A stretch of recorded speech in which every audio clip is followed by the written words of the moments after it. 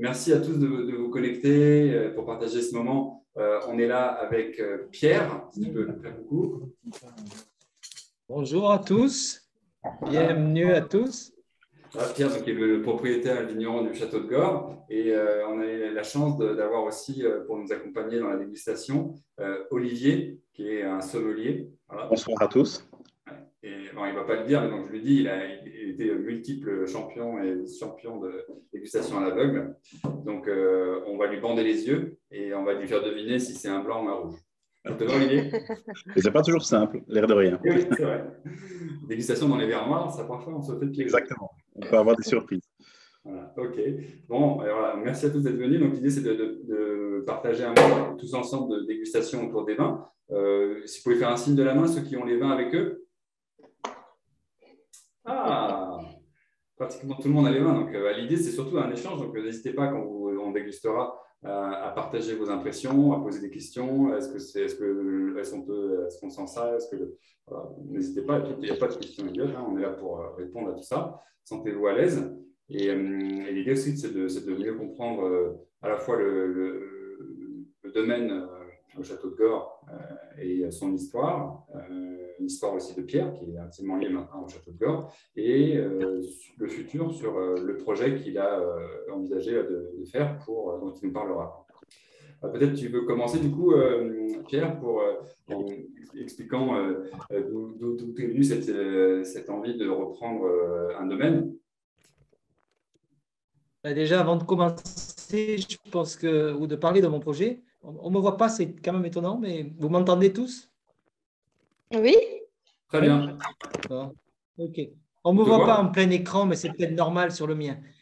Donc, très bien. Donc, je voulais d'abord remercier toute l'équipe Wine Funding, Maxime et puis son équipe, Marie, Jeanne, qui ont vraiment beaucoup travaillé comme des professionnels. Et c'est vraiment un gros travail, mine de rien. Côté Gore, Gaëlle, ma secrétaire, qui a fait tous les envois. Et puis, bien sûr, remercier Olivier, qui est un fan des vins de Château de Gore depuis des années et qui, comme disait Maxime, a eu de nombreuses récompenses, champion d'Europe, champion du monde, enfin, il a eu tout. Et il est un grand monsieur de la dégustation. Voilà, donc on cherchait quelqu'un pour à la fois être un fan de Gore et en même temps nous expliquer ce qu'est le vin. On ne pouvait pas trouver mieux qu'Olivier. Donc je remercie Olivier qui vient régulièrement au domaine et c'est sûr qu'on aura un très bel éclairage sur les vins de Gore. Voilà, donc merci à tous. Et puis merci aussi à tous les wine funders, je vais dire, puisque on parlera tout à l'heure de ce projet Wine Funding pour lequel on a fait appel donc à l'équipe Wine Funding et pour lequel on n'est pas loin d'avoir atteint l'objectif des 100 000 euros qui étaient demandés. Je crois qu'on est à plus de 90 000 à ce jour. Donc, je voudrais remercier tous les participants, il n'y en a pas loin d'une trentaine, qui ont déjà amené leur caution au projet et puis peut-être les éclairer un peu plus sur là où ils vont mettre leurs sous. Et en même temps, il nous manque quelques participants, donc peut-être aller accrocher quelques participants pour arriver rapidement aux 100 000 euros qui était ce projet de restauration d'une bergerie. Voilà, donc pour expliquer un petit peu le projet Gore, déjà mon parcours, je suis fils de vigneron, petit-fils de vigneron, donc plusieurs générations de vignerons. La famille était vigneron dans le Gard, donc à côté de Nîmes, et j'aurais dû être vigneron à 15 ans. J'ai un fils qui a 15 ans et je le pousse à faire des études comme mes parents m'ont poussé à faire des études. Donc j'ai fait une école d'ingénieur, les arts et métiers, et j'ai travaillé 20 ans dans l'industrie, notamment presque 20 ans en Belgique, où j'ai eu une entreprise. Donc, j'ai fait un LBO dans un grand groupe. Et cette entreprise qui était dans l'activité du plastique m'a permis, à un moment donné, par la vente, de pouvoir envisager le rêve d'être vigneron. Voilà. Donc, ayant vendu mon entreprise en 2001, je suis resté actif dans l'industrie jusqu'à 2012 et depuis 2012, donc, je suis vraiment devenu vigneron, sachant qu'on a acheté le domaine en 2005 et que depuis 2005, on est parti d'un joli domaine, mais qui était en cave coopérative. Donc, on va dire qu'on est parti de rien au domaine pour créer une activité de vin. Voilà, donc Gore, c'est un site on va dire presque millénaire, puisque les Romains avaient fait un oppidum sur une partie du vignoble. Derrière, il y avait une villa romaine, là où il y a l'actuel château au 1er siècle. Puis il y a eu des Templiers sur le domaine, donc il y a une vraie histoire, et c'est ce qui m'a séduit sur ce domaine, où on a à la fois de l'histoire, mais aussi un environnement de 200 hectares de biodiversité assez magique. Voilà, donc Peut-être j'ai pour posé illustrer ton mes propos, valises. peut-être Pierre, excuse-moi de te couper, mais pour illustrer ton propos, où se trouve le domaine, je peux peut-être partager l'écran avec la carte qu'on avait préparée. Est-ce que tu disais que c'était situé, pour un peu que les gens sachent où c'est situé par rapport à Montpellier? Voilà, donc là, on a une vue du château. On a une vue du château, et puis là, maintenant, on voit la carte. Donc, on est à 10 km de Carcassonne. Donc, le château est à un quart d'heure, une dizaine de minutes de Carcassonne. Et on est le premier domaine au nord de Limoux, dans l'appellation Limoux. Donc, comme vous le voyez, on n'est pas très loin, en définitive, de la mer. Là, on va voir quelques photos à la fois du château, mais aussi des deux autres domaines, puisqu'en définitive, après avoir acheté le château de Gorre, assez rapidement, j'ai souhaité investir dans un terroir de rouge. Le château de Gorre est dans l'appellation Limoux, typiquement sur des raisins blancs. Donc, on y trouve du chardonnay, du chenin et du mauzac. Il y avait un peu de merlot, mais c'était essentiellement du blanc. Et pour construire mon activité sur le nom Château de Gorre, j'ai acheté un deuxième domaine situé autour de la Tour de France. Donc, le château a été acheté en 2005 et en 2006, 15 hectares de vignes ont été achetés autour de la Tour de France, donc dans la vallée de la Glie, qui est très complémentaire du château, puisque autant le château est en blanc, autant à la Tour de France, c'est des rouges sur du schiste, avec à la fois des grenaches, des carignans, des mourvèdres et des syrahs. Et un peu de blanc avec du macabeu. Voilà. Donc, et petit à petit, autour de la Tour de France, on a construit en achetant quelques vignes complémentaires. Et aujourd'hui, on a une vingtaine d'hectares sur la Tour de France, mais aussi sur d'autres communes autour, notamment Totavel, Monnet et une à Maury. Voilà. Donc, une activité rouge sur la Tour de France. Et ça, étant donné que tout est vinifié sur le château de Gorre, donc on n'a qu'une cave de vinification. Donc, depuis le départ, on est parti en bio. Depuis 3 ans, on est en biodynamie. Et je parle de ça parce qu'on a un travail très artisanal, notamment la vendange, qui est une vendange manuelle en petite cagette. Donc, on transporte les raisins de la Tour de France au château de Gorre en petits camions. Et donc, tout est vinifié au château de Gorre. Il y a 4 ans, on a décidé d'investir sur un troisième lieu qui s'appelle Campagne-sur-Aude. Donc, il y avait une maison ancienne qui s'appelait Salazar, une maison de bulles qui a été vendue. Et donc, on a acheté 20 hectares de vignes autour de Campagne-sur-Aude. Donc, c'est un troisième terroir, assez différent des deux autres. Donc, voilà une des parcelles. C'est un terroir qui a entre 400 et 500 mètres d'altitude. Donc, il y a un beau terroir d'altitude. C'est de l'argile rouge. Quant au château de Gorre, c'est plutôt des argilo-calcaires. Il y a aussi quelques galets roulés. À la Tour de France, c'est très schiste.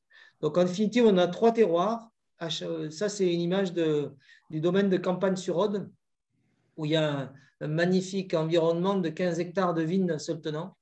Et là, le bas du plateau est à 300 mètres et le haut du plateau est à 500 mètres d'altitude.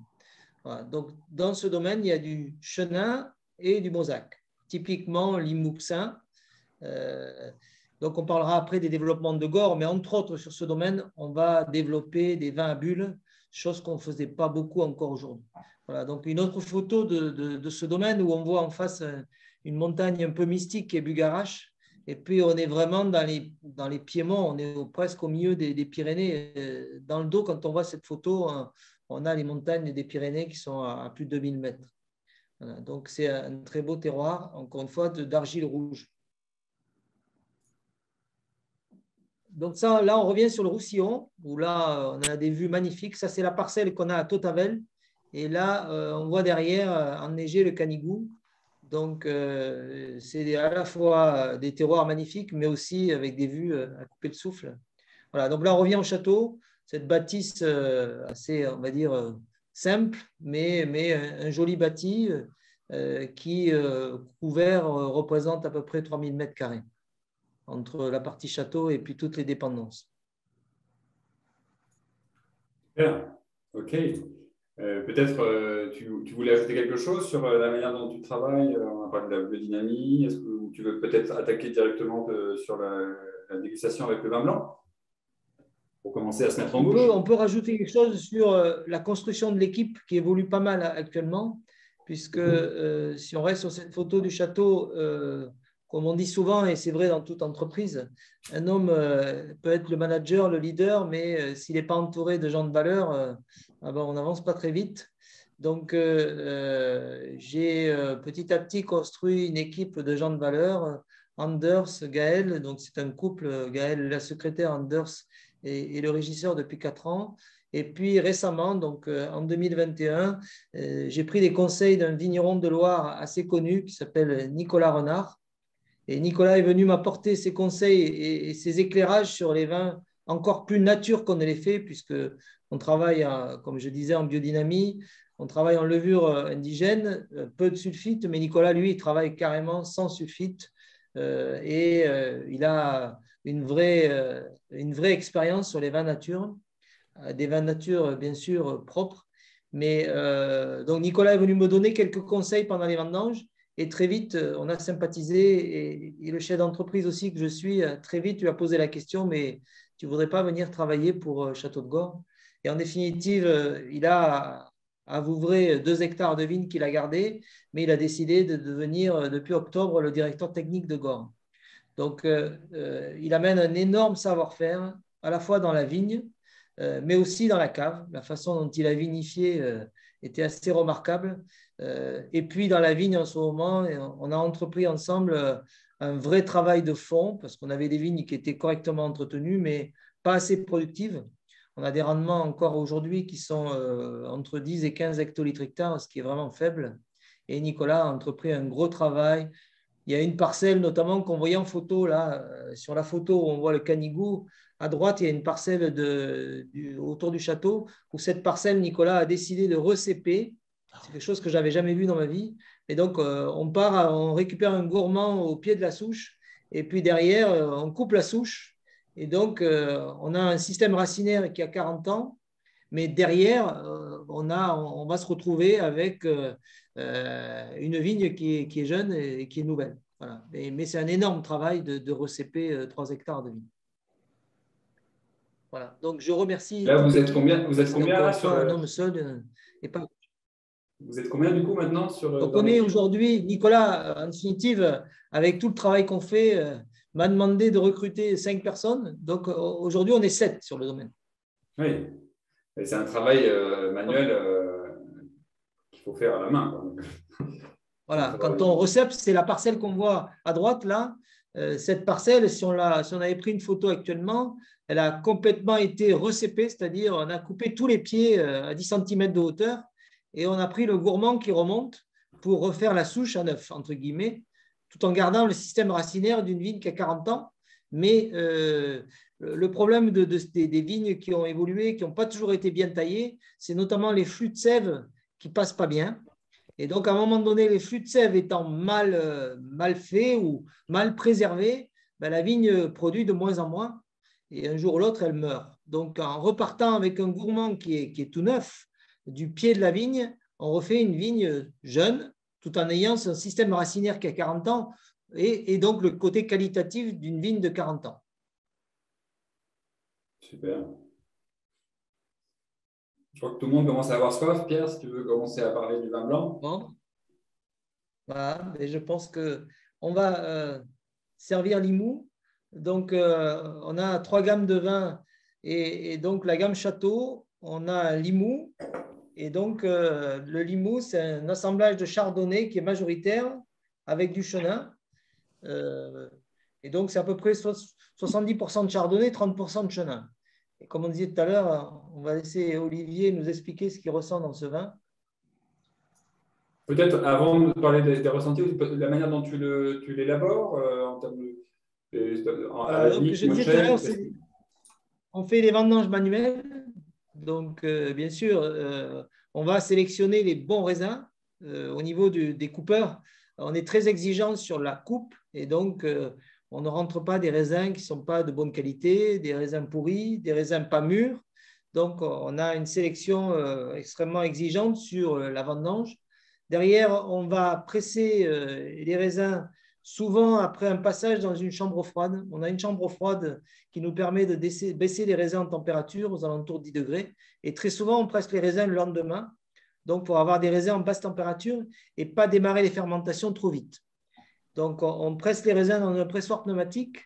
Ensuite, on fait du débourbage. Qui va assez vite. Aux alentours d'une dizaine d'heures, on débourbe. On débourbe en laissant bien sûr des lits parce que c'est très important. À une époque, avant l'arrivée de Nicolas Renard, j'avais tendance à débourber énormément, mais comme on veut travailler en levure naturelle, en levure indigène, il faut laisser de la matière ou de la nourriture aux levures. Et donc, on débourbe en une dizaine d'heures. Et après, on va, après débourbage, mettre directement dans les barriques ou dans les foudres. Donc, on a à la fois des barriques de 4 hectos et des foudres de 30 et de 12 hectos. Et on va démarrer la fermentation. Bien sûr, on a fait des pieds de cuve avant pour ensemencer avec des levures indigènes nos fermentations pour que les fermentations démarrent correctement et qu'on n'ait pas de problème au démarrage de fermentation. Peut-être pour clarifier, ensuite, tout le monde excuse-moi, peut-être pour clarifier par rapport à, parce que tout le monde ne connaît peut-être pas forcément bien le process, mais c'est vrai qu'avant de fermenter les vins blancs, une fois qu'on a pressé les raisins comme tu as dit, dans le pressoir, on laisse débourber, c'est-à-dire qu'on laisse tomber les bourbes au fond de la cuve. On peut mettre des aliments aussi parfois dans des sites un peu industriels, mais on a tendance, c'est ce qu'on apprend en école d'œnologie, à séparer les bourbes du jus clair qui est au-dessus et de fermenter le jus clair. Mais en fait, quand on a des raisins propres et sains dans les bourbes, il y a plein de bonnes choses, y compris,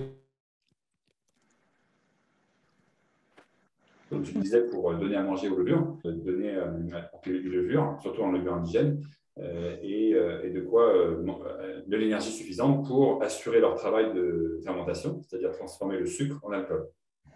Alors, je ne sais pas si c'est évident pour tout le monde, peut-être, mais peut-être pas pour tout le monde. Merci. Ouais, très bien. Merci, Maxime. Juste aussi pour recadrer ce qu'on déguste actuellement, vous verrez sur le site Winefunding la page du projet Gore. On présente la gamme des vins. Et comme tu disais tout à l'heure, Pierre, il y a 4 gammes de vins. Et là, on est en train de déguster la gamme qu'on appelle Château. C'est un peu l'emblématique du domaine. Et on déguste le blanc de Limoux. Vous voyez mon écran là? Oui.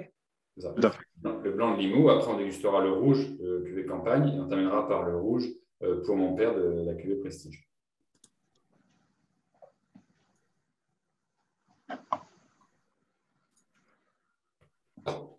Alors, qu'est-ce qu'on a dans le verre? Alors, ça déjà, premièrement, moi, ce qui me fait énormément plaisir, et ça, c'est ce qui me rappelle des souvenirs, la première fois où j'ai dégusté Gore, il y a une douzaine d'années. J'espère que vous ne les avez pas servis trop frais, parce que c'est vraiment un vin qui mérite de prendre un peu de température. Mais il y a une gourmandise au niveau du nez qui est sans prétention. On me le met à l'aveugle. Je dis ça avant de trouver du chardonnay ou du chenin. Je dis ça, c'est Gore. Il y a une signature vraiment dans le Limoux. Et encore, ce n'est pas la grande cuvée, mais je retrouve vraiment cette typicité. Donc, ici, si on regarde un petit peu l'ensemble, vous remarquerez qu'on est déjà sur une robe qui est plutôt sur un beau jaune avec un reflet légèrement paille. Hein. Donc, il faut savoir que généralement, les vins blancs du Sud ont souvent, selon le caractère du cépage, des robes un petit peu plus soutenues. Le chardonnay, le chenin qui offre naturellement aussi des robes un petit peu, parfois un peu dorées, selon un effet millésime et une maturité, ça peut s'accentuer. Donc déjà, la robe est déjà très, très jolie à regarder, avec un joli grain qui tapisse vraiment le verre. Mais la gourmandise, ici au nez, c'est vraiment un équilibre qui se trouve entre vraiment ce côté un peu fruit à chair blanche. On a un petit peu ces arômes de poire, un peu de coin, qui sont souvent apportés par le chenin. Et derrière ça, vous avez ces notes un petit peu de fruits secs, un peu d'amande, un peu de frangipane, qui peuvent être apportées, elles, par contre, par le chardonnay. Et donc, il y a vraiment cette gourmandise, un côté légèrement un peu pâtissier. Et ça, c'est vraiment très agréable. Une petite note de miel aussi, qui peut être souvent présente avec le chenin. Et donc, c'est déjà là, rien que ça, ça vous emmène déjà dans un caractère qui est unique à Limoux par rapport aux autres vins du Languedoc-Roussillon, où vous allez retrouver d'ailleurs peu de chardonnay ou de chenin en assemblage, puisque c'est vraiment des caractéristiques de l'appellation Limoux. On a vraiment cette gourmandise qui est vraiment unique dans la région. Ça, c'est la première chose. C'est vrai que c'est très gourmand. Déjà, comme tu disais, la couleur, elle a l'air assez chaleureuse, elle donne envie. Puis après, au nez, c'est assez explosif. Je trouve que... C'est un vin qui est assez direct. Il ne faut jamais le servir trop frais parce qu'il mérite justement vraiment de s'exprimer. C'est vraiment un vin de gastronomie. Hein. C'est vraiment fait pour la table. Parce qu'on n'est pas sur un vin qui possède une vivacité tranchante, comme le chenin pourrait avoir dans des latitudes plus au nord. Ici, il y a vraiment ce gras aussi que vous percevez en bouche. Hein. Il y a un bel équilibre, hein, parce qu'il faut de la fraîcheur quand même. Mais il y a vraiment cette petite touche de gras qui vient un peu tapisser le palais. On devine un peu de nouveau cette petite note légèrement mielée en bouche. Et alors une longueur, hein. Il y a une petite finale, légère petite pointe d'amertume qui tend le vin vraiment sur la longueur. Ça donne vraiment des vins qui sont très agréables pour la gastronomie, hein, parce que ça va vous donner vraiment un bel équilibre entre justement d'abord la fraîcheur qui est en attaque et puis tout de suite ce gras et cette rondeur qui va pouvoir justement s'imposer sur des plats un petit peu plus travaillés. Là, ici, je veux dire, c'est d'emblée, quand je goûte ceci, on a envie de partir. Alors, si on est sur des poissons, des noix de Saint-Jacques, par exemple, juste snacké avec un petit beurre à l'orange, ou alors sur un fromage de chèvre avec accompagné de poire, des choses dans ce style-là. Et ici, on est sur 2020, donc c'est un millésime encore relativement jeune, mais c'est un très beau millésime en plus de ça. Si vous l'attendez encore même un an ou deux, ça va prendre un petit peu en volume, ça va prendre un petit peu en gras, et là, vous l'accompagnez avec des viandes blanches, hein, par exemple un pintado aux pêches ou des choses dans ce style-là. C'est vraiment des vins qui sont assez remarquables. Mais vraiment, ce qui est la grande signature du Limoux ici, en l'occurrence du Château de Gore, c'est vraiment cet équilibre qu'il y a entre la fraîcheur et la gourmandise, la texture, qui vous évoque un petit peu des chenins qu'on peut retrouver parfois en Loire, sur des régions comme Vouvray ou Mont-Louis. On a parfois cette petite touche de sucre résiduel très légère, hein, pas du tout envahissante, mais qui est une signature qu'on retrouve particulièrement, je trouve, au Château de Gore, tout en gardant de l'équilibre. Ça, c'est vraiment la grande force de ce vin-là. Je ne sais pas si... C'est vrai que je suis complètement d'accord avec ce que tu dis, surtout sur le côté avec les agrumes et la pêche que tu citais dans les accords mévins, parce qu'on les retrouve aussi dans le vin, qui amène de la fraîcheur, on a de la gourmandise. On voit que Céline parlait dans le chat, là, vous pouvez, n'hésitez pas à intervenir dans le chat. Céline parlait du côté brioché, c'est vrai qu'il y a ce côté gourmand, brioché, un petit peu beurré, mais comme il y a des agrumes et des fruits, ça amène de la légèreté et beaucoup de fraîcheur. Peut-être, Céline, vous voulez compléter par rapport à ça, sur le côté brioché? Qu'est-ce que vous vouliez dire par là? Ah bah moi, je suis une grande fan des blancs liquoreux. Donc, c'est vrai que ce n'est pas un blanc liquoreux, mais du coup, j'apprécie ce côté un peu sucré. Et c'est vrai, frangipane aussi. Clairement, ça me plaît beaucoup. C'est un vin qui est formidable sur la gastronomie. Hein. Parce qu'il y a cette petite touche de sucre résiduel qui n'est pas envahissante. Hein, parce que c'est vrai que quand on aime justement parfois les vins liquoreux, bah bon, après, ça, ce sont des vins de dessert en tant que tels. Mais ici, ce qui est extraordinaire, c'est vraiment l'équilibre. Parce qu'on a toujours cette petite fraîcheur et cette note un peu zeste d'agrumes en fin de bouche qui ramène de l'équilibre et de la fraîcheur. Donc le vin n'est jamais lassant. Et ça, c'est vraiment assez extraordinaire. Hein. Et là, au niveau gastronomie, il y a moyen de se faire plaisir. C'est vrai que c'est pas lassant, c'est pas écœurant. On a de la richesse, de la gourmandise, mais c'est absolument pas écœurant parce qu'il y a cette fraîcheur qui est liée à l'altitude. Je voyais aussi Antoine qui disait dans son commentaire sur le chat que c'est explosif. Oui, je l'ai lu. Ben, c'est pour reprendre vos propos. Compléter ? Ouais, non. Alors, bon, je ne saurais pas utiliser les termes, mais je trouve que c'est léger à boire. Donc, la solution n'est pas trop titrée.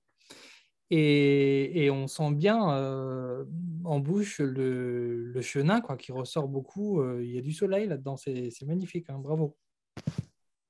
Sachant que toi, tu avais une vinote, donc je vois que le verre s'est évaporé assez rapidement. Ouais, alors si j'avais su que celui-là, j'en aurais pris plus. Hein. Alors après, est-ce que ce sera pareil pour mon père et campagne? On va voir, mais c'est vrai que la vinote, elle est un peu chiche. Tu pourras commander des bouteilles. Okay. Ouais. Bon, ça donne envie d'y revenir, hein, c'est ça, un peu trop peu. Ah. Et non, c'est vrai que c'est assez chouette, quoi, hein. Bravo pour cette belle cuvée, parce que c'est pas évident d'avoir un blanc qui est à la fois gourmand et en même temps de la fraîcheur. Et cet équilibre, c'est vraiment, je pense, comme tu l'as dit, nous, c'est ce qui nous a séduit quand on a découvert les vins du Château de Gore. C'est à la fois cette gourmandise et cette fraîcheur qui est assez unique, hein, grâce au terroir. Et ce qui est extraordinaire aussi, parce que bon, il faut aller voir évidemment pour la grande cuvée, l'oppidum, il faut aller voir justement l'oppidum qui domine et qui donne vraiment tout le sens aussi à ce terroir d'altitude. C'est magique, hein. Quand on est sur le lieu, il y a un côté vraiment vibrant, hein. Quand on goûte le vin, pour l'avoir déjà fait plus d'une fois sur place, c'est vraiment magique, magique. Et on n'a pas du tout cet esprit-là chez tout le monde à Limoux, parce que, sans vouloir comparer, mais quand on prend Limoux, souvent c'est le chardonnay. Bon, il est dominant ici aussi, mais on retrouvera peut-être parfois des chardonnays qui veulent ressembler à la Bourgogne et qui ont parfois un petit côté trop bourguignon avec un élevage un peu poussé et qui malheureusement écrasent un petit peu, si vous voulez, le fruit du vin et la quintessence vraiment du terroir. Alors qu'ici, on retrouve et la gourmandise et la fraîcheur, le caractère du chardonnay, mais qui a vraiment est un peu escorté par ce chenin et qui donne véritablement cet assemblage un peu original qu'on ne retrouve pas forcément dans d'autres appellations. Ça, c'est vraiment un marqueur que je trouve que Pierre et son équipe arrivent à vraiment valoriser d'une manière assez formidable. Et là, Pierre, cette cuvée-là, elle est certifiée bio, la biodynamie, comment ça se passe? Alors, jusqu'au millésime 2021, on était certifié bio. À partir du millésime 2022, on sera certifié biodivin, donc biodynamie. Voilà. Et qu'est-ce que ça change? Peut-être tu peux expliquer cette partie-là. Certains connaissent, je pense, mais peut-être que ça mérite clarification entre le bio et le bio. Qu'est-ce que c'est le bio et qu'est-ce que ça apporte de plus, la biodynamie? Qu'est-ce que ça nécessite en termes de contraintes supplémentaires et qu'est-ce que ça apporte de plus au vin? Donc, le bio, je pense que tout le monde sait qu'on n'a pas d'intrants chimiques. Donc, c'est à la fois pas de désherbage, donc pour désherber, pour supprimer l'herbe. Donc, on travaille les sols. On cultive le cordon, qui est l'élément le plus délicat, c'est-à-dire là où il y a les pieds de vigne. Ensuite, il n'y a pas d'engrais chimiques. Donc, c'est des amendements organiques. Donc, on amène de la nourriture, mais de façon très naturelle. Et puis, lorsqu'on traite les vignes pour lutter contre les maladies, essentiellement l'oïdium et le mildiou, on fait des traitements juste à base de cuivre ou de soufre et non pas avec des produits systémiques. Voilà, donc c'est les éléments essentiels pour la bio. Derrière la biodynamie, c'est une étape supplémentaire vers le côté euh, protection de la vigne par elle-même. Et donc, on va amener des éléments en petite quantité. Je dis souvent, c'est un peu comparable quand on se protège des maladies naturellement, soit avec des plantes, soit avec d'autres systèmes très naturels. Et là, la vigne, on va amener des préparations. Donc, il y a essentiellement 3 préparations. Ça s'appelle la préparation 500, 501 et Mariatoun. Donc, c'était un célèbre agronome Steiner, un Allemand, qui avait découvert cette influence donc, de certaines plantes et puis de certaines, notamment de la bouse de corne dans des conditions très particulières. Donc, on amène des grammages très faibles, puisque c'est parfois 40 grammes hectare. Et donc, on donne un signal à la vigne, à la fois pour être plus résistant aux maladies et en même temps pour aller chercher ses ressources plus profondément dans le sol. Et ces signaux, on les amène dans des conditions assez particulières, à des moments particuliers par rapport à l'environnement planétaire de la Lune et autres. Et ce qu'on ne sait pas, c'est qu'aujourd'hui, tous les grands vins français, et on va prendre Romanée Conti comme un premier, sont en biodynamie depuis des décennies sans vraiment l'afficher. Parce que parfois, on pourrait dire la biodynamie, est-ce que c'est une secte ou autre chose? Non, c'est juste amener la vigne à se protéger et mieux et à aller chercher mieux ses ressources. Ce qui fait que souvent, les vins en biodynamie ont une minéralité que n'ont pas les autres. Voilà, donc on a fait cette démarche de biodynamie depuis maintenant 3 ans. C'est un peu comme la bio, il faut 3 ans de conversion. Il y a aujourd'hui 2 systèmes de certification. Il y a Déméter et Biodivin. Je suis parti chez Biodivin parce qu'un de mes amis, Marc Credenweiss, le domaine Credenweiss, Marc est un ami proche et il a été fondateur de Biodivin. Mais aujourd'hui, chez Biodivin, il y a des très grands domaines français. Donc, en définitive, la certification est importante pour nous, mais c'est surtout le fait d'amener à la vigne cette capacité à la fois à aller chercher la minéralité et en même temps à se protéger pour diminuer justement les intrants cuivre notamment, où on sait que le cuivre est un élément naturel, mais qui peut amener sur les sols des difficultés. Et c'est vrai que du coup, on a des doses très faibles et parfois certains pensent que les biodynamistes, c'est un peu le laisser aller et le minimum d'intervention, mais en fait, au contraire, ça nécessite beaucoup plus de travail, beaucoup d'attention au vignoble, beaucoup de travail manuel, et donc c'est souvent beaucoup plus d'efforts. C'est pas du tout un coup de feignant. Et le fait d'être plus attentif et d'intervenir au bon moment, de prévenir la maladie plutôt que de la guérir, en fait, ça permet d'avoir des doses de traitement très très faibles, mais ça nécessite une vigilance à chaque instant et de pouvoir intervenir très rapidement. Surtout quand on a une surface importante comme ça, il faut pouvoir intervenir très vite. En plus. Ouais, je voudrais rajouter une chose parce que tout à l'heure, Olivier exprime énormément bien la typicité de mes vins. Et c'est vrai qu'on est un peu décalé par rapport aux autres limous. Un des éléments qui nous décale par rapport aux autres limous, c'est les levures naturelles, les levures indigènes. Il a évoqué, c'est le bois, oui, les limous sont souvent, à mon sens, trop boisés, mais aussi ils sont, dans la plupart des cas, en levure, on ne va pas dire chimique, mais levure sélectionnée. Et aujourd'hui, on sait très bien que les levures sélectionnées, tout le monde utilise les mêmes, donc ça fait une uniformité des vins. La levure indigène, elle est beaucoup plus compliquée à maîtriser, mais en même temps, c'est nos levures de notre terroir. Et ça, c'est un élément essentiel en biodynamie qui n'est pas du tout imposé dans le cahier des charges bio. On peut être en bio et utiliser des levures sélectionnées. Quand on passe en biodynamie, il y a une obligation de levure indigène. Et pour moi, c'est vraiment aussi un élément très important, différenciant par rapport au bio. Oui, bien sûr. Ça amène de la typicité, de la complexité, et c'est vrai que c'est une dimension importante. C'est vrai que les levures indigènes, par rapport, enfin les levures lyophilisées, les levures sélectionnées, elles finissent par lisser d'une certaine manière les vins, sans pour autant les détériorer, mais elles ne laissent pas généralement s'exprimer le lieu. Et notamment, c'est vrai que les levures indigènes jouent un rôle très très important, et on les ressent à chaque fois. C'est ce qui va probablement, entre autres, dans l'histoire de la dégustation, faire qu'on reconnaîtra plutôt la patte d'un domaine ou d'un lieu grâce à l'expression de cette levure indigène, entre autres évidemment, bien sûr. Et ça s'applique sur toutes les cuvées, tous les vins de la gamme. Oui, oui. Depuis l'origine, et ce n'est pas simple, depuis l'origine, on est en levure indigène. Oui, ce n'est pas forcément toujours évident parce que les levures indigènes ne sont pas sélectionnées, comme on dit, justement, et donc il faut qu'elles puissent finir la fermentation. Mais voilà, si les raisins sont sains, qu'il y a suffisamment de nutriments, qu'il y a un bon équilibre à la vigne déjà, il y a tout ce qu'il faut dans le raisin pour que la levure puisse terminer la fermentation comme il faut. On peut peut-être passer au rouge, là, parce que je vois leur phyto, c'est super intéressant. Le premier rouge qu'on se proposait de déguster, du coup, c'était attendez, je vais peut-être. La cuvée campagne. Campagne rouge. Voilà, la cuvée campagne. Donc, on est dans la gamme là, avec une composition de cépage. Tu vas nous expliquer tout ça. Sur la cuvée campagne. On voit la photo là. Et oui, c'est une œuvre d'art de ton fils, je crois. Oui, voilà. Alors, on n'a pas dit tout à l'heure, mais une de mes passions, c'est la peinture et le dessin. Donc, j'image les cuvées avec des dessins que j'ai réalisés. Et entre autres, la cuvée campagne a été faite par Arnaud, mon fils, quand il avait 4 ans. Il avait fait un soleil, donc on a récupéré le soleil d'Arnaud pour faire l'étiquette de la cuvée campagne. Mais tout à l'heure, on n'a pas parlé de ça, c'est vrai, sur l'étiquette de Limoux, c'est aussi un de tes tableaux. Voilà, j'ai fait un tableau de château pour représenter l'image de la gamme château. Ok.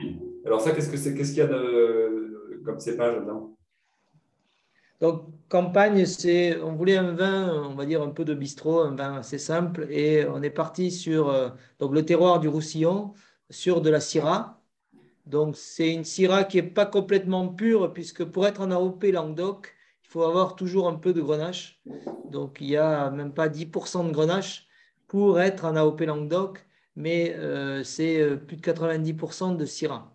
Donc, Syrah du Roussillon, donc sur du schiste. Qu'est-ce que ça nous apporte, ça, du coup, Olivier, dans le verre, c'est la Syrah sur le schiste?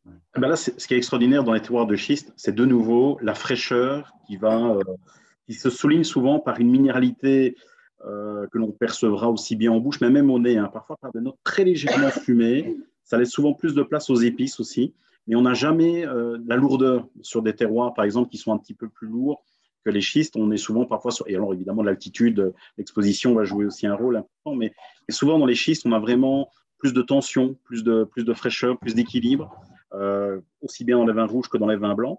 Et ici, c'est vrai que la Syrah s'exprime admirablement bien parce qu'on a vraiment d'abord une robe qui est assez violacée, hein, c'est vraiment avec pas mal de profondeur. La Syrah est un cépage quand même qui colore pas mal les vins en général. Et puis ici, c'est tout de suite une balade dans la garrigue. On a d'abord les fruits noirs vraiment qui dominent. Ces notes un petit peu de cassis, hein, qui sont souvent des marqueurs de l'expression de la Syrah dans le Languedoc. On va avoir des notes quand même un petit peu épicées, réglissées, ces notes très très légèrement, des notes qui rappellent le thym aussi. Et alors vous allez voir dans la dégustation, on va avoir dans un premier temps de nouveau la gourmandise, presque une impression d'abord de grenache en fin de compte, puisque le grenache a tendance à développer plus facilement ce côté confit de l'alcool, mais en rétro-olfaction, donc c'est-à-dire après l'avoir avalé, vous allez retrouver ces notes vraiment d'épices fraîches avec une petite note légèrement cacao. Et comme Pierre le dit, c'est dans l'esprit d'un vin de bistrot, des vins comme ça au bistrot, j'ai envie d'y aller plus souvent, hein, parce que vraiment, de nouveau, ce n'est pas lassant du tout. Il y a la profondeur tout en gardant justement cette simplicité, cette facilité. Et voilà, de nouveau, Campagne, pour moi, c'est une cuvée qui invite à aller plus loin au château de Gore, mais voilà, c'est une bouteille qui se vide assez facilement, qui n'est jamais, encore une fois, comme pour le Limoux, c'est jamais lassant, c'est assez franc, c'est assez direct. Vous allez avoir une trame tannique qui est quand même relativement plus sur la souplesse, hein, on n'est pas dans la dureté, on est plutôt vraiment sur le plaisir immédiat. Et je pense que c'est ce que représente le mieux, en tout cas, l'idée de cette cuvée Campagne, hein, en tout cas. Mais vraiment, les schistes, en effet, c'est toujours ce regain de fraîcheur que vous n'aurez pas forcément sur un autre terroir, alors que l'altitude peut aussi, bien sûr, jouer, mais c'est vraiment un marqueur du côté de la Tour de France et dans une bonne partie du Roussillon, en tout cas. Ces schistes sont d'ailleurs, les terroirs sont assez exceptionnels à voir dans le coin. Ouais, super. C'est vrai que il y a ce côté frais, gourmand, épicé, qui fait que c'est vraiment très agréable. On a envie d'en boire et d'en revoir. Je voyais que Sandrine et Sébastien, là, vous aviez le nez plongé dedans. Est-ce que vous voulez ajouter quelque chose, partager un peu vos impressions? Vous partagez en gros ce que disait Olivier? Voilà. Et alors, ce qui est chouette aussi, c'est en bouche, vous avez une texture, il y a cette fraîcheur, mais il y a une texture un peu pulpeuse. Donc, on y revient facilement. Le vin, de nouveau, n'est pas dur, hein. Je veux dire, on n'avait pas une trame tannique puissante, mais justement, encore une fois, avec cet équilibre, ça, c'est vraiment le genre de vin qui est très intéressant, avec des viandes un peu confites, par exemple, sur un lard confit pendant 8 heures avec des épices douces, une cuisse de canette ou des choses dans ce style-là. On a vraiment cette impression, vraiment tout le sud, en fin de compte, dans l'aromatique. Et alors, vous avez justement la bonne tension, la bonne fraîcheur que pour contrer le gras de ce genre de viande un peu confite. Donc ça, c'est vraiment des vins qui sont assez extraordinaires. Si vous le servez même avec des charcuteries, hein, parce que le côté un petit peu gras d'une charcuterie ou salée va vraiment s'accompagner de manière assez extraordinaire sur le vin. C'est vraiment un vin facile, mais sans pour autant être le vin non plus trop simple, hein. Je veux dire, il y a un bel équilibre, une belle texture. Quand on aime les vins du Sud, en général, on s'y retrouve dans Campagne parce qu'il y a vraiment cette signature qui est très franche et qui plaît souvent à beaucoup de monde, en tout cas. C'est vrai, et puis il y a aussi une note, là, je vois Céline dans le chat qui a ajouté qu'il y avait un nez de garrigue. Et c'est vrai qu'il y a un environnement, il y a le fruit qui nous arrive comme ça, et puis c'est environné par des herbes, on se projette bien dans la garrigue. C'est une bonne remarque, Céline, merci. Ouais.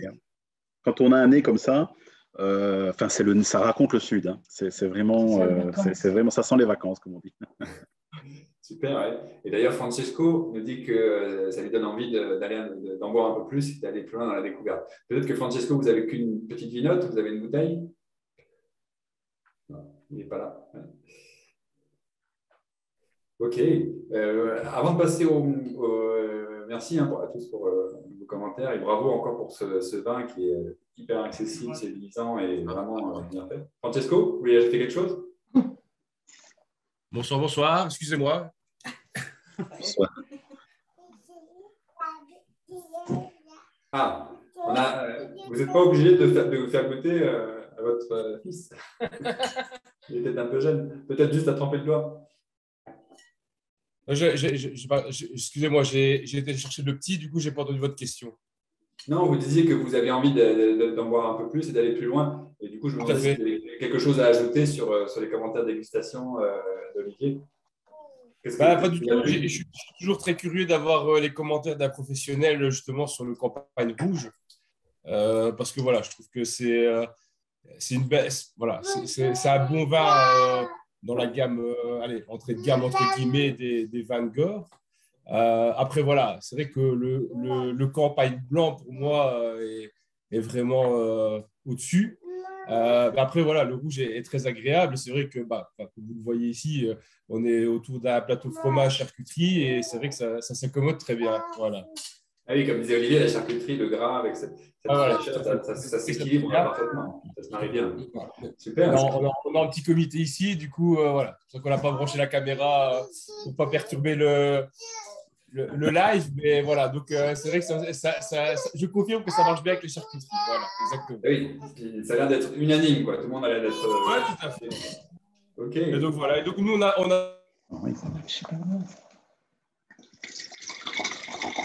Ah, pardon, vous êtes en mute là.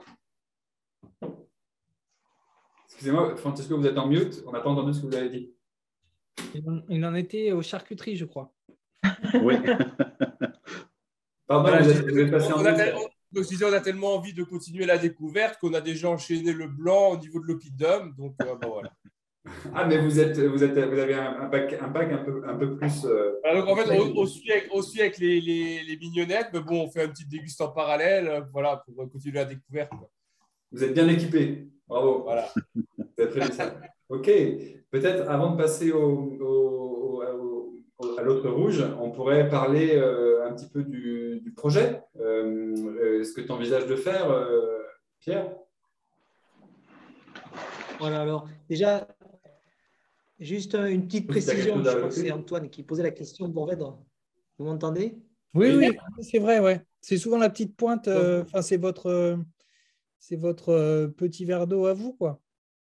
Nous qui sommes bordelais. Le Mourvèdre, on l'utilise, on en a un petit peu, on a 2 hectares, mais on le met généralement dans la cuvée qu'on dégustera après, qui est la cuvée pour mon père. Dans le campagne, on ne met pas de Mourvèdre. Donc, on verra dans la cuvée pour mon père qui a encore plus de complexité. Et là, il y a du Mourvèdre. Ok, merci. Pierre. Donc, pour revenir sur le projet, j'évoquais tout à l'heure l'évolution de l'équipe et notamment la venue de Nicolas Renard. Et je disais que Nicolas avait un savoir-faire conséquent dans notamment les vins à bulles. On est à Limoux, c'est sûr qu'on devrait faire des bulles et ces dernières années, je n'en ai pas fait parce que je pensais je n'avais pas la compétence. Et donc, Nicolas arrivant, on a fait nos 700 premières bulles, 700 premières bouteilles de bulles sur le millésime 2021. Et en 2022, on a un objectif ambitieux d'en faire à peu près 10 000. Et puis, probablement, 23, 24, d'arriver à entre 30 et 40 000 bouteilles de bulles, sachant qu'on a déjà des commandes pour des volumes assez conséquents. Et donc, pour faire de la bulle, tel qu'on le fait… Pardon, Olivier? Oui, non, mais tu allais expliquer, mais en méthode traditionnelle, ça serait en crément de Limoux ou méthode ancestrale? Non, en fait, Nicolas travaille, comme je disais tout à l'heure, très naturellement. Donc, ça va faire, on va être en pétillant naturel. Et donc, les 700 premières bulles qu'on a fait, on a juste à 25 grammes de sucre résiduel mis en bouteille, bouchon couronne. Et donc, c'est la méthode ancestrale de Limoux, en définitive. Hein. Donc, si on n'y met que du Mauzac, ce sera typiquement de l'ancestral. Il est possible qu'on rajoute un peu de chenin, mais au bout du compte, on veut faire un pétillant naturel, donc de Gore. D'accord. Voilà. Et on a fait 700 bouteilles et c'est vraiment très intéressant. On a fait 700 bouteilles avec du Mauzac que avec Nicolas, on a vinifié comme j'avais jamais vinifié du Mauzac, sachant que généralement à Limoux, voilà, Nicolas Renard qu'on voit à droite, mon fils Arnaud, futur vigneron probablement à gauche.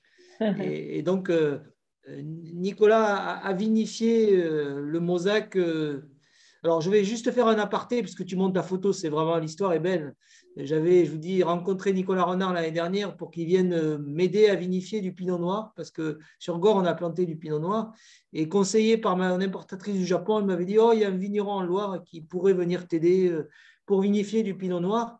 Donc, Nicolas est arrivé pour m'aider à vinifier du pinot noir, et en définitive, on va dire, il y est resté à Gore. Et il y est resté d'autant plus que on s'apprécie beaucoup, mais il est devenu grand copain d'Arnaud. Ils ne se quittent plus. Donc, Arnaud et Nicolas sont les grands copains. Et Junko Arai, au mois de juin de l'année dernière, m'avait dit, en plus, s'il vient, il formera ton fils, il en fera un grand vigneron. Et c'est vraiment là où l'histoire est magnifique, c'est qu'Arnaud était intéressé, mais moyennement dans la vigne. Et maintenant, depuis que Nicolas est là, il passe ses week-ends dans la cave avec Nicolas, tout son temps qu'il passait sur la PlayStation. Maintenant, il le passe avec Nicolas Renard. Donc, c'est quand même autrement mieux. Hein. Voilà, là où l'histoire est belle. C'est pas mal, en effet. Hein. C'est mieux que la PlayStation, hein. Ça, c'est clair. Son rêve se réalise. Oui, peut-être. Donc, pour revenir au projet Wine Funding, donc quand on fait des bulles pétillants naturels, donc on met en bouteille avec X grammes de sucre résiduel et la fermentation dans la dynamique des vendanges continue à se faire. Et derrière, donc, on met ces bouteilles à plat sur latte. Donc, et on va stocker ces bouteilles sur latte quelques mois, plusieurs années. Nicolas Renard fait ses Vouvray au bout de 4 ans. Donc, c'est très long. On essaiera d'aller un peu plus vite, surtout pour vendre un peu plus vite. Mais donc, on va stocker sur latte ces bouteilles de 10 mois à peut-être jusqu'à 24 mois selon les cuvées. Et donc, quand on met, pour faire 10 000 bouteilles sur latte, ça représente en gros 20 palettes ou 20 palox pour stocker ces bouteilles. Si c'est 10 000, c'est 20 palox. Si c'est 30 000, c'est nos objectifs à moyen terme, ben, il faut 60 palox. Et si on stocke sur plusieurs années, on pourrait avoir entre 80 et 100 palox. Ça représente beaucoup de place à trouver. Et donc, on n'avait pas, malgré tous les bâtiments qu'on a, on n'avait vraiment pas de hall climatisé, en tout cas dans un niveau de fraîcheur suffisant et suffisamment grand pour y stocker ces palox. Et donc, j'avais croisé Maxime et j'ai trouvé vraiment intéressant le wine funding, à la fois sur le côté financement, mais surtout d'aller créer avec les wine funders un réseau complémentaire de fans et de passionnés de nos vins. Voilà, donc, encore une fois, merci Maxime.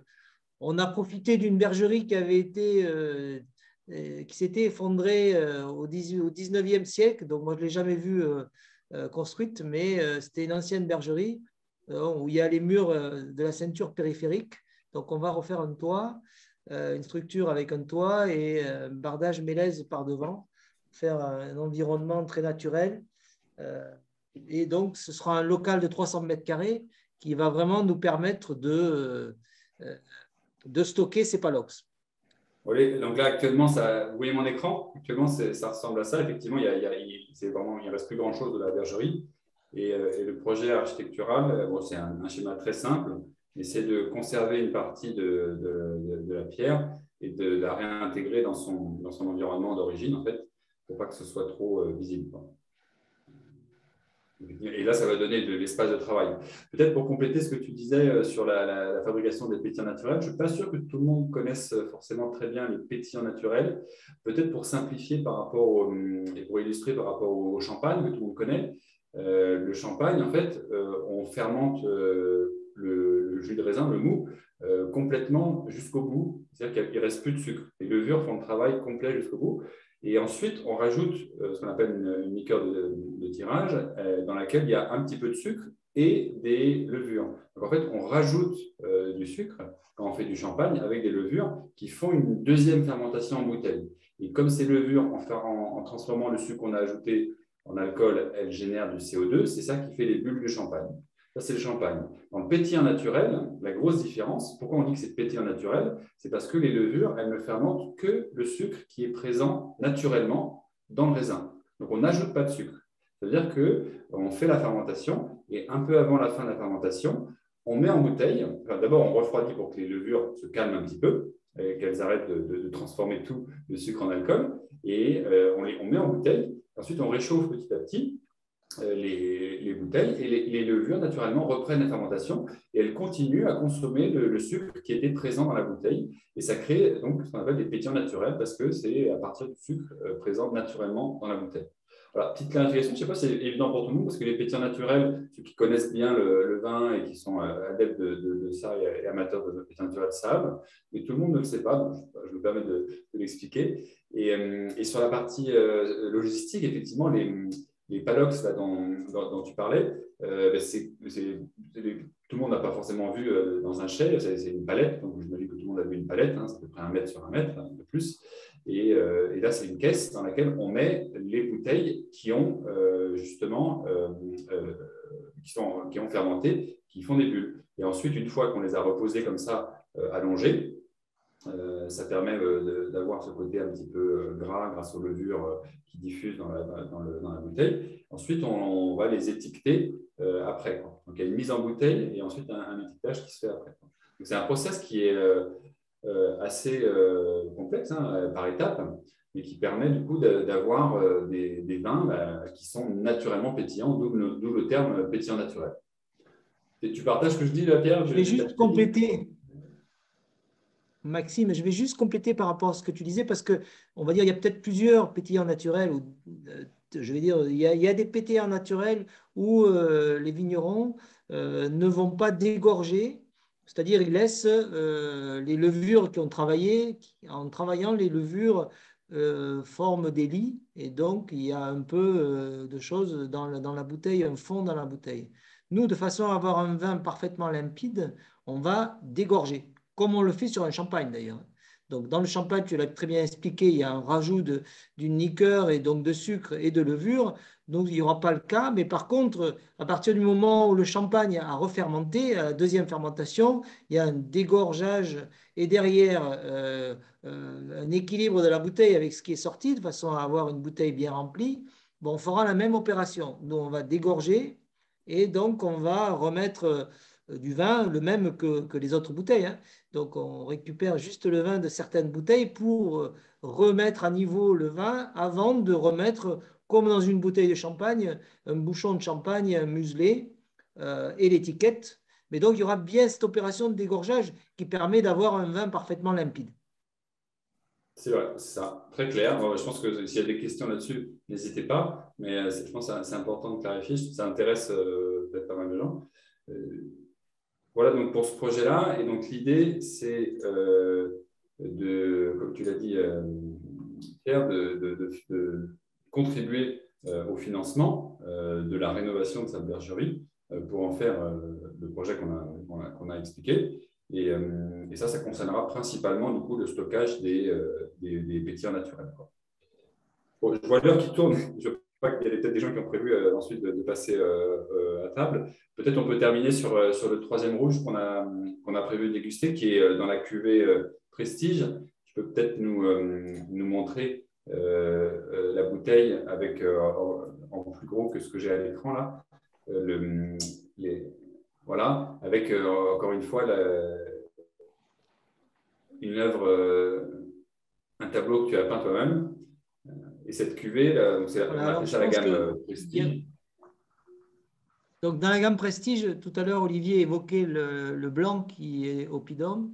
Et donc, j'ai donné à la cuvée Prestige de rouge le nom pour mon père, un hommage à mon père qui m'a initié au vin et m'a donné l'envie de faire ce projet.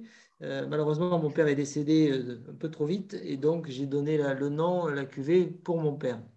On voit sur ce dessin aussi, il y a un dessin, on a fait travailler les étiquettes retravaillées par une agence professionnelle dans le vin qui nous a mis un côté historique sur cette étiquette, puisqu'on a un blason avec un aigle.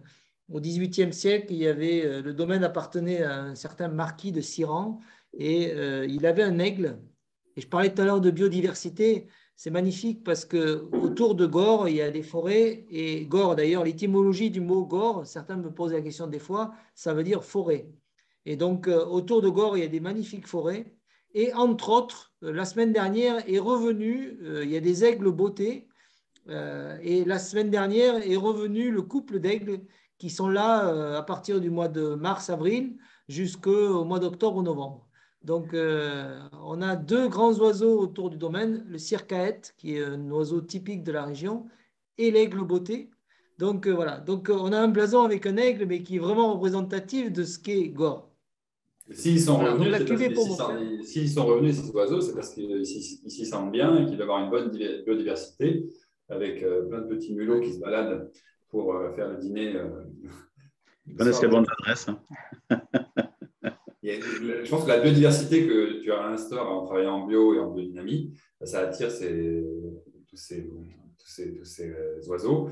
Une bonne diversité aussi, les chauves-souris qui aident beaucoup à lutter contre les maladies. Les chauves-souris, une chauve-souris, ça mange des milliers d'insectes dans une nuit. C'est assez impressionnant. Donc, cette biodiversité, grâce à la biodynamie, je pense que c'est ça qui permet de créer un environnement favorable et du coup de traiter moins les vignes et finalement d'avoir des vins plus purs. Autour de Gorre, autour du château, on a fait notamment des réserves d'eau avec des petits barrages et il y a des magnifiques, on va dire, des étangs. Et donc, on a des hérons cendrés. L'autre jour, il y avait des cormorans, des canards. Et entre autres, il y a des gens qui sont spécialisés sur les oiseaux qui sont venus il y a 15 jours. Et ils nous ont mis dans une des maisons à restaurer une vidéo. Et il y a un grand-duc qui loge là aussi. Et il disait c'est remarquable parce qu'il y en a de moins en moins. Donc c'est vrai qu'à Gorre, vous êtes tous les bienvenus, mais on a un endroit qui est remarquable de biodiversité. Voilà. Donc la cuvée pour mon père, donc comme je disais, un hommage à mon père, c'est notre cuvée haut de gamme de rouge. Donc on est à nouveau sur le Roussillon. Et là, on va retrouver les 4 cépages du Roussillon, Carignan, Syrah, Grenache et aussi du Mourvèdre. En général, la dominante, c'est plutôt des vieux Carignans. Mais donc, on y retrouve les 4 cépages. La méthode d'assemblage de cette cuvée pour mon père, comme pour Oppidum d'ailleurs, on choisit les meilleures barriques. Et donc, on en fait un vin qu'on veut assez complexe, élégant. Voilà, Olivier, tu vas pouvoir commenter. Voilà, ici c'est vrai, ce qui est intéressant, je ne sais pas si vous l'avez remarqué, mais la robe est un petit peu moins soutenue que le précédent.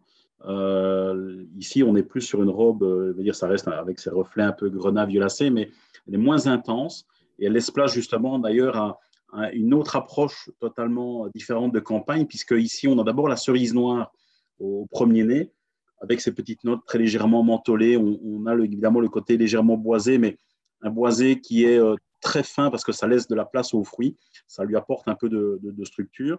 On devine d'ailleurs aussi à l'aération de la minéralité, on ne ressentait pas forcément sur campagne. Et alors, la petite caractéristique aussi dans l'assemblage, on parlait tout à l'heure de Mourvèdre, il ne faut pas l'oublier, c'est un cépage plus tardif. C'est un cépage qui, en effet, va donner parfois un petit peu plus de structure, des vins un petit peu plus sévères dans leur jeunesse. Et quand on goûte le vin ici, autant le précédent, on avait une gourmandise directe. Ici, on a du fruit, on a quand même quelque chose de très fin, mais c'est beaucoup plus serré. Alors, c'est plus jeune ici, enfin, je veux dire, c'est 2020, mais c'est une cuvée qui aura besoin de plus de temps encore pour s'exprimer et qui d'ailleurs a un potentiel pour moi assez extraordinaire. Mais on a vraiment plus un vin, si vous voulez, plus en ligne droite, plus tendu par rapport à campagne qui est plus sur la gourmandise, plus sur la largeur. Et c'est ce qui fait vraiment aussi dans le vin un équilibre qui est plutôt porté donc, sur cette longueur, sur cette finesse et qui ne va pas s'accompagner du tout sur les mêmes choses en mangeant. Parce qu'ici, on ira plutôt sur des viandes plus élégantes, plus fines. On pourrait aller sur de l'agneau, une couronne d'agneau en croûte d'olive noire, par exemple. On pourrait rester sur ce jus au thym pour rester un petit peu sudiste. Mais c'est vraiment un vin qui est plus porté sur cette fraîcheur et cette minéralité plus que sur la gourmandise. Et probablement aussi qu'on retrouvera plus une signature plutôt vers de la biodynamie par rapport à campagne qui donne tout de suite plus de franchise. Et ça, pour en avoir goûté évidemment dans d'autres millésimes plus anciens, ça tient en plus de ça merveilleusement bien la route. C'est vraiment des vins qui vieillissent avec beaucoup d'élégance et de nouveau presque plus aérien sur le temps que la campagne sera plus sur ce côté facile dans sa jeunesse. C'est vraiment, la différence est très marquée. Hein. Et l'élevage, très fin, parce qu'il ne vient de nouveau jamais écraser le vin. Il souligne, il apporte je vais dire, une complexité, mais sans jamais écraser le fruit du vin. Ça, pour moi, c'est vraiment un pari gagné, en tout cas, pour mon père. Belle cuvée. Hein. Ah, c'est vrai que c'est une très belle cuvée. Et je vois dans les commentaires, la Céline dit qu'on est plus sur un vin effectivement de garde, parce qu'il y a cette tension aussi, et une certaine acidité qui va permettre de le garder pendant de nombreuses années, et une belle structure qui lui assure voilà, une belle charpente, et donc de garder pendant des années. Moi, ce que je trouve aussi très intéressant dans ce vin, c'est que même si c'est un vin de garde, il est très plaisant dans sa jeunesse. Oui. Pas du tout. Parfois, on dit c'est un vin de garde parce qu'il est dur dans sa jeunesse et qu'on ne peut pas le boire. Et en fait, il est très équilibré. D'ailleurs, comme vient de le dire Marie-Édith, merci pour le commentaire, il y a un bel équilibre. C'est vrai qu'il y a de la puissance, mais il y a ce qu'il faut de rondeur pour assagir un peu les tanins. Ce n'est pas dur du tout. Il y a de la structure, il y a une structure tannique qui est présente, qui permettra la longévité, mais ça reste quand même gourmand. Et cette gourmandise, cette fraîcheur, je crois que c'est un peu la marque de fabrique de Château de Gore. Non? Oui, la fraîcheur ici, elle est même encore plus perceptible encore que dans campagne, cette fraîcheur. Et c'est vrai qu'on n'est pas du tout sur la lourdeur.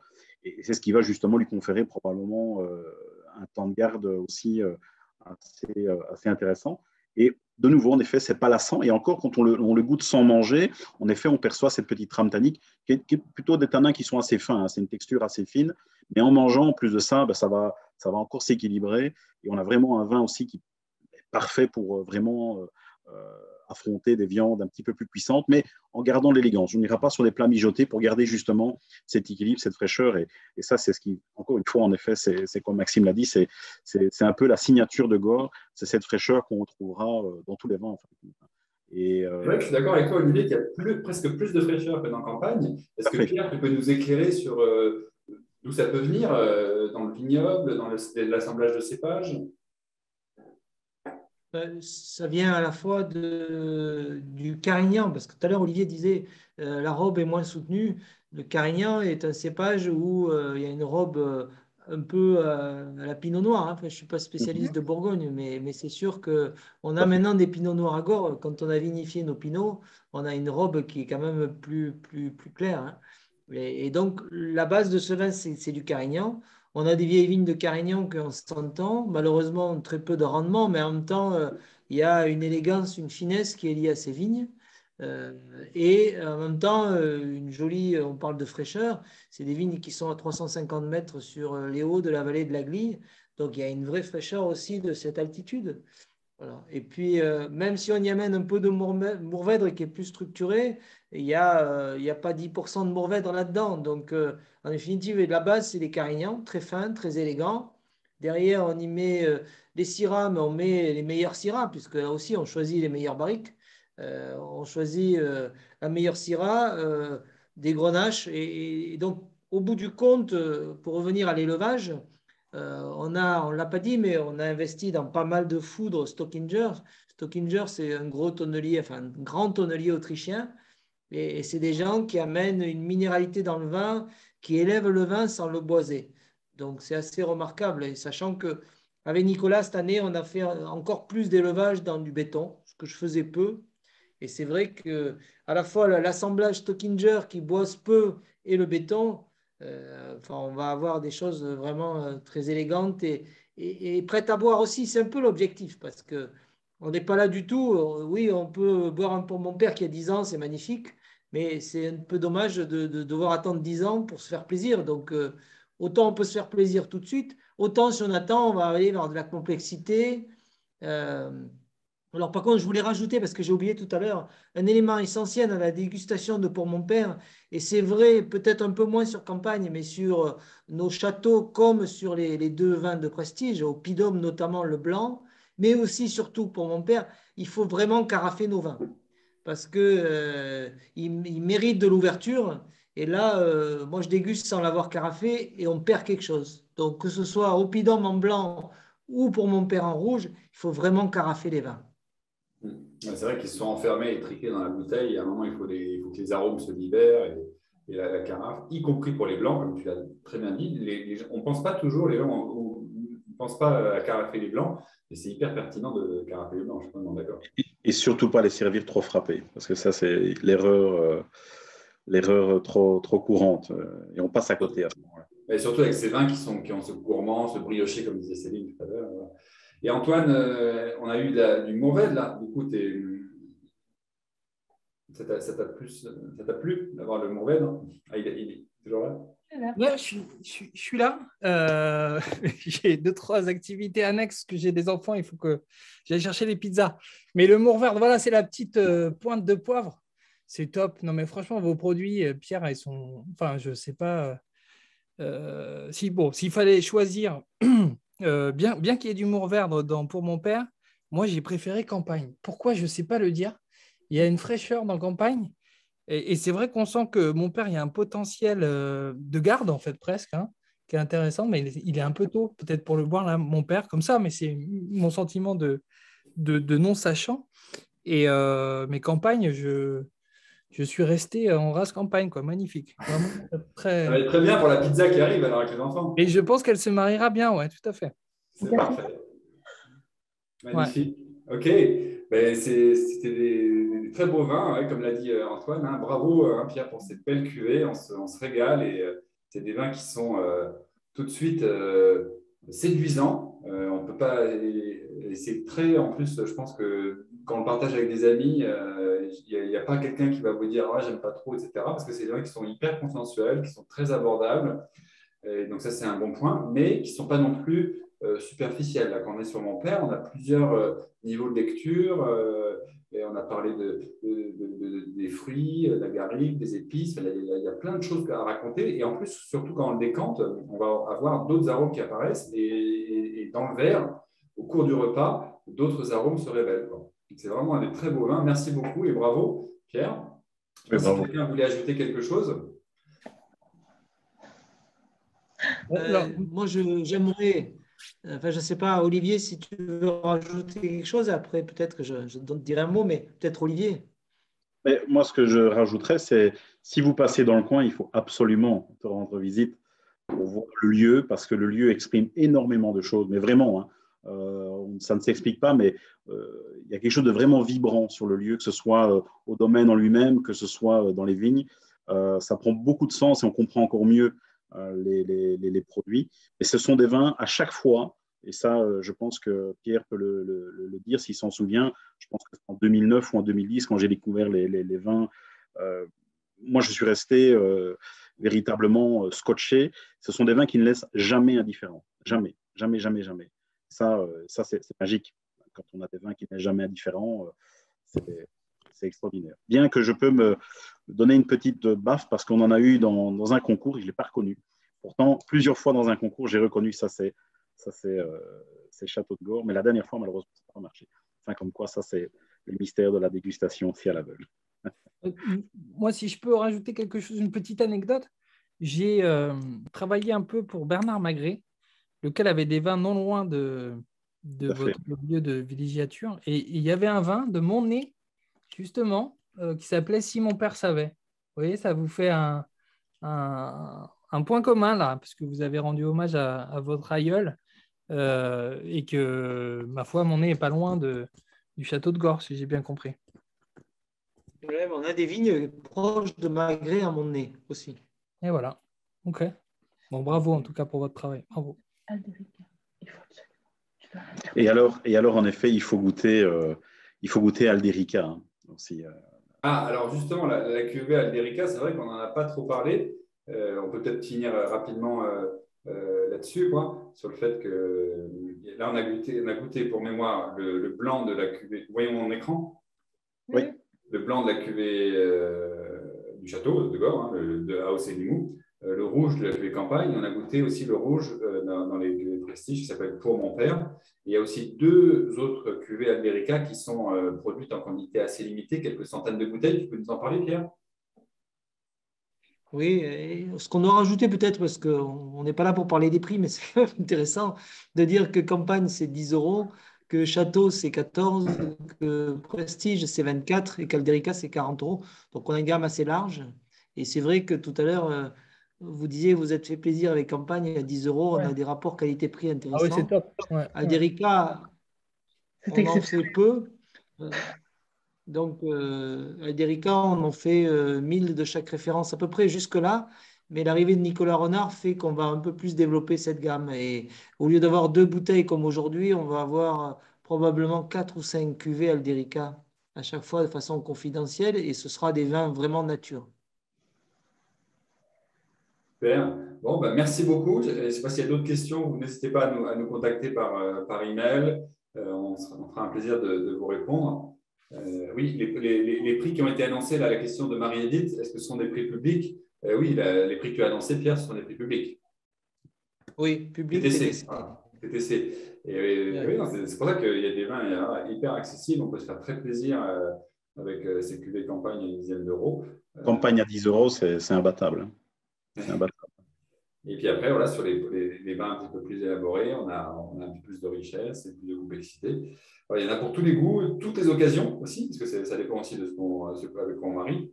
Pour la pizza d'Antoine, ça va être parfait avec les campagnes. Ouais, mais juste une question en passant, puisque tu m'interpelles. Vous êtes distribué où, Pierre? Est-ce que vous avez des canaux de distribution cavistes ou aussi grande distribution? On n'est pas en grande distribution. Non, d'accord. C'est une volonté mais ouais.